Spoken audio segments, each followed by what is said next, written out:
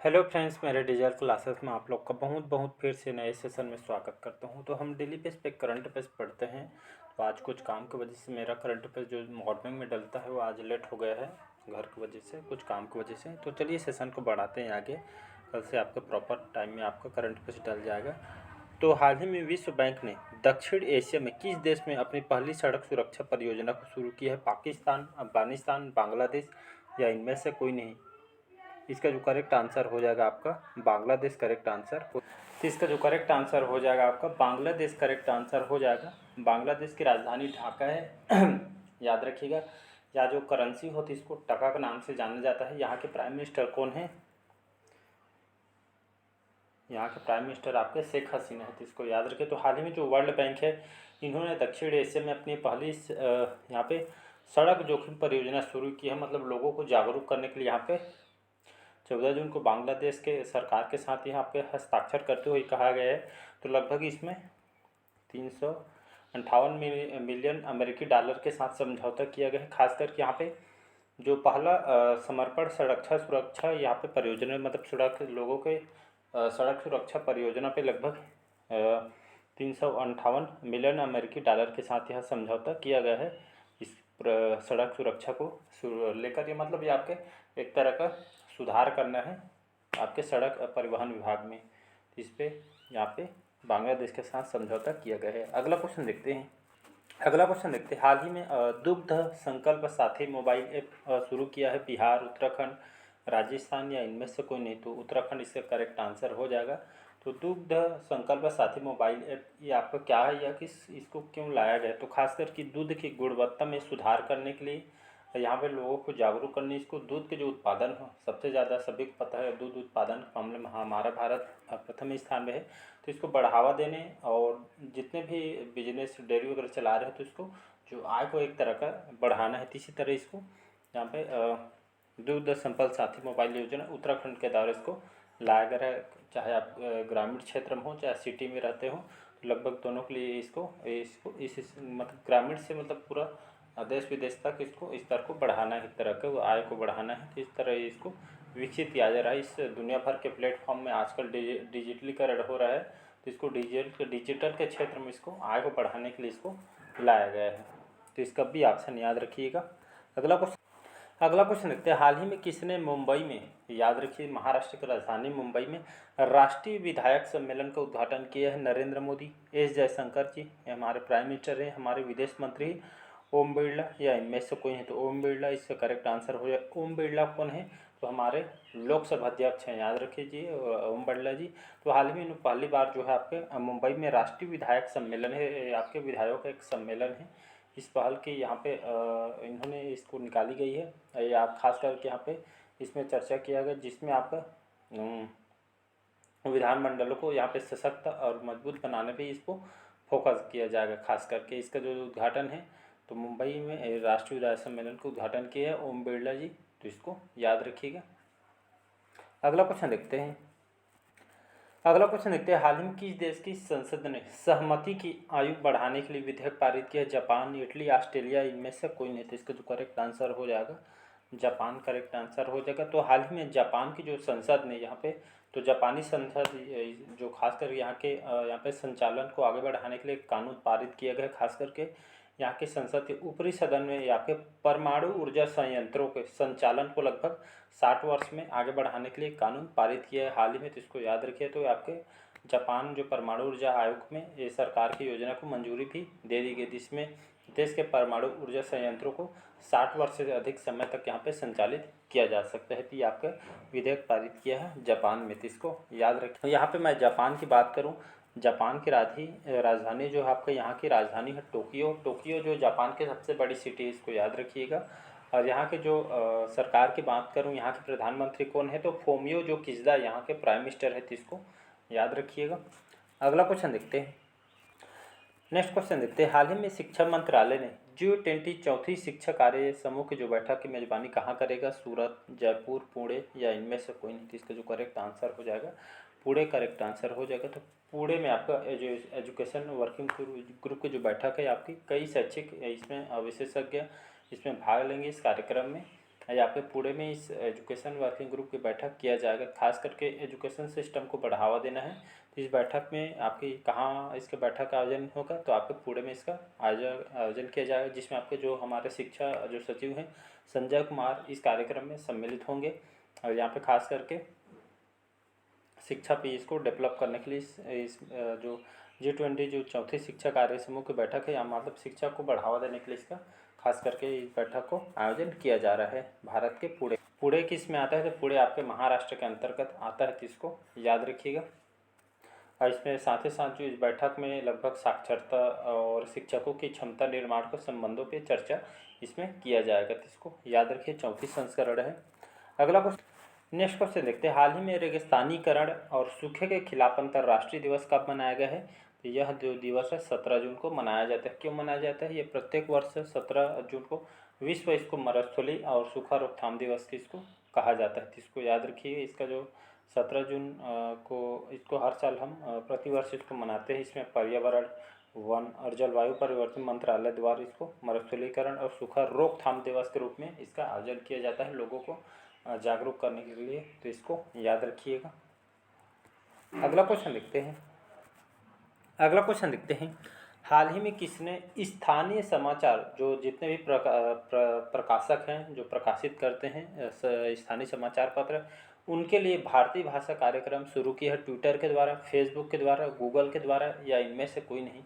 तो ये किसके द्वारा? गूगल इससे करेक्ट आंसर हो जाएगा। तो गूगल के द्वारा जितने भी स्थानीय जो समाचार जो प्रकाशक जिन लोग प्रकाशन करते हैं समाचार पत्र, तो इसका जो समर्थन करने के लिए भारतीय भाषा कार्यक्रम शुरू किया है गूगल के द्वारा, तो इसको याद रखिएगा। तो खास करके इसमें गूगल के द्वारा जितने भी जो समाचार प्रकाशक है उन लोग को खास करके इसके माध्यम से प्रकाशकों को मजबूत सशक्त बनाना है। इसमें जो डिज़ाइन वगैरह है इसमें आपके प्रशिक्षण, तकनीकी सहायता, इसमें साथ में इन लोगों फंडिंग तक यहाँ पे इसमें गूगल के माध्यम से पहुँचाया जाएगा। और अपने जितने भी प्रकाशक उन लोग डिजिटलीकरण भी इन लोग कर सकते हैं। सुधार वगैरह इसमें जो भी अपडेट वगैरह करना होगा, इसमें आपका अंग्रेजी, हिंदी, कन्नड़, तमिल जितने भी जो भाषा है इसके समर्थन में यह कार्यक्रम समाचार प्रकाशकों के गूगल को सबसे विविध प्रौद्योगिकी कार्यक्रम है, तो इसके द्वारा गूगल में इस प्रकाशक को सपोर्ट किया जाएगा जो समाचार प्रकाशक हैं इसको। यहाँ मैं बात करूँ गूगल की, कई बार एग्जाम में इसका गूगल से भी क्वेश्चन पूछा जाता है। गूगल जो है आपके अमेरिका की कंपनी है। इसके संस्थापक कौन है, याद रखिएगा। इसके जो संस्थापक आपका लैरी पेज और सर्गी ब्रिन, याद रखिएगा। लैरी पेज और सर्गी जो ब्रिन है इसके संस्थापक हैं गूगल के। और सबसे पहले स्थापित कब किया था, तो 1998 में स्थापना किया गया था। इसको याद रखिए। आपके इसका हेडक्वार्टर कहाँ पे, तो संयुक्त राज्य अमेरिका में इस कैलिफोर्निया में इसका हेडक्वार्टर, इसको याद रखिएगा। तो इसको याद रखिए। वर्तमान में सीईओ कौन है, तो सुंदर पिचाई जो हमारे भारतीय मूल के हैं, अभी सीईओ के रूप में अभी काम कर रहे हैं, तो इसको याद रखिएगा। अगला क्वेश्चन देखते हैं।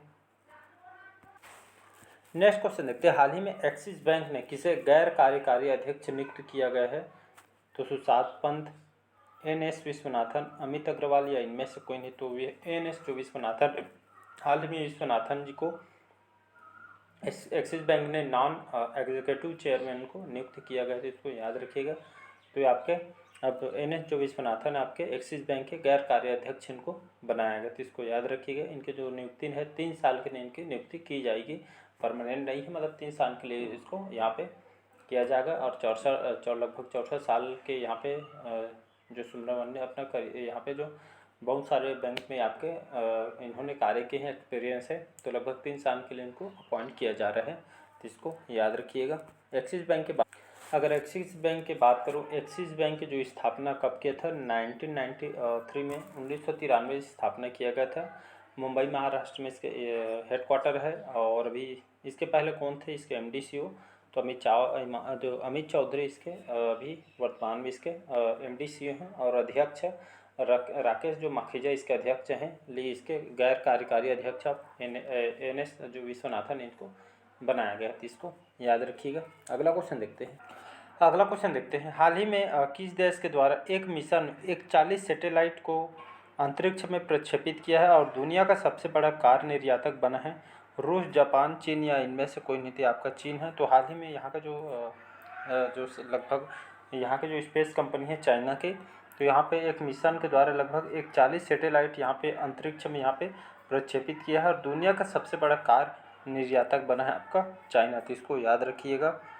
अगला क्वेश्चन देखते हैं, हाल ही में कहाँ पहली महिला कबड्डी लीग का उद्घाटन किया गया है? मुंबई, दुबई, कोलकाता या इनमें से कोई नहीं? तो ये आपका पहली महिला जो कबड्डी लीग का उद्घाटन हुआ है आपके दुबई में। याद रखें आपको वुमेंस कबड्डी लीग है। तो भारत की जो पहली महिला कबड्डी जो लीग का उद्घाटन 14 जून को दुबई में हुआ है, तो इसको याद रखें। भारत की जो महिला कबड्डी खिलाड़ियों का जो कि दुनिया के सामने अपना जो है आपका इसमें यहाँ पे इस जो हमारे भारतीय जो महिला कबड्डी टीम है यहाँ पे पहुँच चुकी है दुबई में, जो कि यहाँ पे खेलने जा रही है और इस लीग में लगभग 96 खिलाड़ियों ने यहाँ पे हिस्सा लिया है और इसमें 8 टीमें इसमें भाग लेंगे वो आपके भारत की तरफ से, तो इसको याद रखिएगा। तो भारत की तरफ से यहाँ पे 8 टीमें यहाँ पे हिस्सा लेने की गई है दुबई में, तो इसको याद रखिएगा। अगला क्वेश्चन देखते हैं, हाल ही में हमारे जो रक्षा मंत्री हैं राजनाथ सिंह, इन्होंने कहा आत्मनिर्भरता पर परामर्श बैठक की अध्यक्षता की है? तो आपके बेंगलुरु सिटी में की गई है, याद रखिएगा। तो हाल ही में जो बेंगलुरु में यहाँ पे जो इसकी अध्यक्षता की है हमारे राजनाथ मंत्री जी द्वारा, तो हाल ही में यहाँ पे रक्षा मंत्रालय द्वारा भी रक्षा में आत्मनिर्भरता अर्जित करने के लिए यहाँ पे पहल और यहाँ पे निर्णय के कारण यहाँ पे खास करके यहाँ पे परामर्श बैठक की अध्यक्षता की है, जिसमें आपका जितने भी रक्षा मंत्री ने इसमें बोला गया है कि जो जिसमें सुरक्षा बढ़ाने और सशस्त्र जितने भी बल वगैरह को इसमें विकसित किया जाएगा और उनके यहाँ पे आत्मनिर्भरता इनको बढ़ाना है। खास करके जो फोर्स विभाग है सशस्त्र बल वगैरह है तो उनको यहाँ पे आत्मनिर्भर बढ़ाना है और कहा गया है यहाँ पे। इसके साथ यहाँ पे जो जितने भी हथियार वगैरह लड़ाकू विमान, हेलीकॉप्टर, हथियारों को यहाँ पे ज़रूरत के हिसाब से इन लोग के लिए तैयार भी किया जाएगा। मतलब यहाँ पे अच्छा सच मतलब यहाँ पे जो हमारे जो बल वगैरह है कहने का मतलब है जो हथियार वगैरह है मतलब ज़्यादा से ज़्यादा यहाँ पे उन लोग के लिए यहाँ पे तैयार किया जाए ताकि कमी मत हो करके दुश्मनों को लड़ने के लिए खासकर तो हथियार वगैरह मतलब इसको ज़ोरों से काम दिया जाए, ऐसा करके आत्मनिर्भरता यहाँ पे बढ़ाई जा रही है। अगला क्वेश्चन देखते हैं, हाल ही में फाइनेंशियल ईयर 2022-23 के दौरान पवन ऊर्जा अपनाने में कौन सा राज्य शीर्ष स्थान पर है? गुजरात, तमिलनाडु, राजस्थान या इनमें से कोई नहीं? तो राजस्थान करेक्ट आंसर हो जाएगा। यहाँ की राजधानी जयपुर, इसको याद रखिएगा। तो राजस्थान, गुजरात और आपका तमिलनाडु पवन ऊर्जा अपनाने में शीर्ष उपलब्धि हासिल की, इसको याद रखिए। तो पहला नंबर में आपके राजस्थान है, सेकंड में गुजरात और थर्ड में आपका तमिलनाडु। तो ये तीनों जो राज्य है पवन ऊर्जा अपनाने में शीर्ष यहाँ पे हासिल करने में यहाँ पे उपलब्धि हासिल इन्होंने की है, तो इसको याद रखिएगा। तो हाल ही में जो वैश्विक पवन दिवस जो मनाया है तो इसके चलते ये डाटा यहाँ पे जारी किया गया, तो इसको याद भविष्य में यहाँ पे जो भारत की तरफ से यहाँ पे शक्ति प्रदान करने के तरीकों और यहाँ पे चर्चा की मत पवन ऊर्जा को ज़्यादा से ज़्यादा बढ़ावा देने के लिए इसको नवीकरणीय ऊर्जा मंत्रालय द्वारा से डाटा को जारी किया गया, तो इसको याद रखिएगा। और तट के द्वारा यहाँ पे पवन विकास, पवन ऊर्जा उत्पादन में यहाँ को साथ ही साथ इकोसिस्टम को मजबूत बनाना है, इसको मतलब हरित वित्त पर ही आपका गहन चर्चा यहाँ पे करना है। अगर यहाँ पे मैं देखूँ तो जो पवन जो ऊर्जा है लगभग देश में लगभग 1164 यहाँ पे गीगावाट होने का अनुमान लगाया, मतलब यहाँ पे इतना हमारी क्षमता है पवन ऊर्जा यहाँ पे हम उत्पादन करते हैं इतना। अगला क्वेश्चन देखते हैं, कहाँ पे रियल इस्टेट एक्सपो 2023 का उद्घाटन किया गया है? तो ये आपके धर्मशाला में किया गया है, याद रखिएगा। तो यहाँ पे जो रियल इस्टेट जो एक्सपो है इसका उद्घाटन धर्मशाला में सुक्खू यहाँ के मुख्यमंत्री हैं, तो सुक्खू जी इसके द्वारा इसका उद्घाटन इन्होंने किया गया है। इसके तहत यहाँ पे एक्सपो के दौरान यहाँ पे खास करके विभिन्न हिस्सों में जो ग्राहकों के लिए अपनी संपत्तियों के एक विस्तृत यहाँ इस श्रृंखला को प्रदर्शित किया जाएगा और इसमें आपके वाणिज्य से आवासीय और आपके किफ़ायती तक बैंकों के प्रतिनिधि के इच्छुक ग्राहकों को उनकी आवश्यकता अनुसार ऋण उपलब्धता कराई जाएगी। तहत यहाँ पे लोगों को जो आम जनता है उनको यहाँ पे घर बनाने के लिए अच्छे यहाँ पे बैंक में उनको निम्न ब्याज के रेट में उनको पैसे दिया जाएगा और उनके खास करके उनके लिए ये इसको बैंकों के द्वारा इसको कम रेट में ब्याज में इनको पैसा दिया जाएगा और उन लोग के लिए यहाँ पे आवास वगैरह बनाने की यहाँ पे व्यवस्था किया जाएगा। तो इस रियल इस्टेट एक्सपो का उद्घाटन किया है धर्मशाला में, तो इसको याद रखिएगा। अगला क्वेश्चन देखते हैं, हाल ही में 2 दिवसीय साइंस 20 सम्मेलन का आयोजन कहाँ किया जा रहा है? तो पटना, वाराणसी, भोपाल या इनमें से कोई नहीं। तो आपकी मध्य प्रदेश की राजधानी भोपाल में साइंस 20 सम्मेलन का आयोजन किया जा रहा है। इसके तहत मध्य प्रदेश जो मुख्यमंत्री शिवराज सिंह चौहान ने इनके द्वारा जो समाज के कल्याण के लिए विज्ञान को तेज़ी से आगे बढ़ते हुए युवा को आगे बढ़ाने के लिए यहाँ पे बहुत सारे यहाँ पे चर्चा किया गया है और मुख्यमंत्री चौहान के द्वारा यहाँ पे इसका जो आयोजन भोपाल में किया जा रहा है। एक तरह का एक यहाँ पे युवा को साइंस टेक्नोलॉजी के बारे में यहाँ पे बातचीत करना है, तो इसको याद रखिएगा। अगला क्वेश्चन देखते हैं, हाल ही में किसकी पुस्तक मास्टर रेजिडेंशियल रियल इस्टेट का विमोचन किया है? मास्टर रेजिडेंशियल रियल इस्टेट का विमोचन किया है Ruskin Bond, Arvinder R Singh या अमित घोष या इनमें से कोई नहीं। तो अरविंदर आर सिंह, इनकी जो पुस्तक है हाल ही में इनका विमोचन किया गया है, तो इसको याद रखेगा। ये आपके अरविंदर जो आर सिंह भारत में एक प्रसिद्ध वास्तविक आपके विषय विशेषज्ञ हैं, तो हाल ही में इनके जो बुक का विमोचन किया। और इस जो बुक है आपका मास्टर जो रेजिडेंशियल जो रियल इस्टेट, इस बुक का जो खास करके इसमें क्या खासियत है, तो इसमें है लोगों को जागरूक किया जा रहा है। इसका उद्देश्य भारत में जो अचल जो मतलब अचल जो संपत्ति रखते हैं यहाँ पे बेवजह मतलब लोग पैसा धन वगैरह इकट्ठा करते हैं, तो इसी के लिए लोगों को जागरूक करना है यहाँ पे। मतलब ये आपके समाज के हित पे भी उन लोग काम करें, ऐसा करके यहाँ पे लोगों को जागरूक करना है। इसमें बहुत सारे विषय को इसमें शामिल किया गया है। तो ये आपके संपत्ति वगैरह को बिना वजह के रखना कोई मतलब नहीं है, ऐसा करके इस बुक में बताई गई है बुक में। तो चलिए आज के सेशन कैसे लगा कमेंट करके ज़रूर बताइएगा। पहले बार आए हैं तो चैनल को सब्सक्राइब करके रख लीजिएगा ताकि नोटिफिकेशन आप तक पहुँच पाए। Thank you.